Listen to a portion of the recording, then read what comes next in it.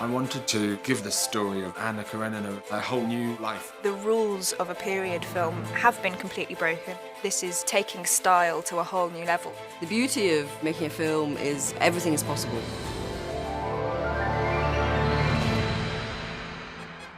There are a lot of locations in the script. So I go to locations in Russia and they say, yes, we have made 7 Anna Kareninas here.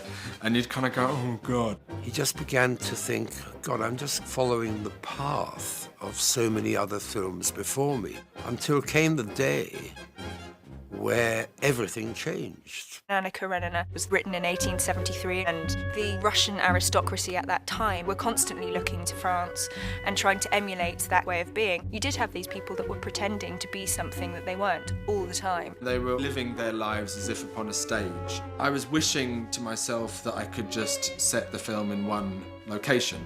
And this gave me the idea to set the majority of the film in a theatre. When we all got to hear of it, it energised everybody. We built this enormous mid-19th century theatre set, and it became this magical space. The first time I walked into the theatre was marvellous. I had only seen pictures. What is the point in doing it safely? And what's the point of doing it if you're not totally challenged by it? I think it gives Joe more freedom, actually. He doesn't have rules by which he has to stick to, so it means he can be much freer as a filmmaker. You're going behind.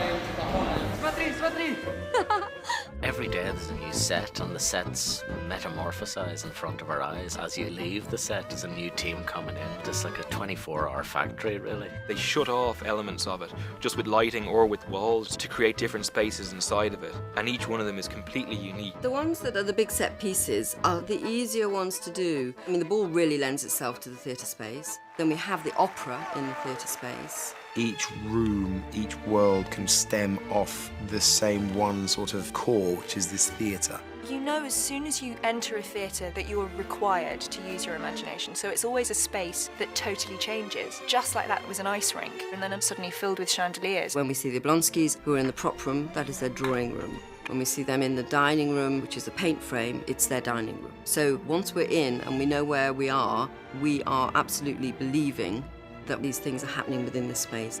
Who is he? He's a rich, good-looking cavalry officer with nothing better to do than make love to pretty women. The kinetic energy that progresses the drama from scene to scene is a real attempt to create this momentum. Joe wanted to make Anna Karenina like a ballet. What interests me is how rhythm can express emotion. The ball scene in particular, I loved shooting. It was a completely extraordinary thing, telling the story through the moves and how much a part of the character the dance sequence was. And then again, you know, how Joe was shooting it. It's rare that dancing is filmed well. You need sometimes to go further away or come closer in order to enhance the beauty of it. And so in that sense, I think Joe understands dance very, very well. And he dances along and the camera dances along. What was great was working with Dario, because for certain scenes he already wrote the music beforehand. His music inspired a certain way of thinking. All these scenes have come to life thanks to the music. There's one element of the film that is very different, which is the Levin story. Levin turns his back on this superficial society and chooses to seek a more authentic mode of living. So his sequences are shot in location in Russia and have a more traditional cinematic reality.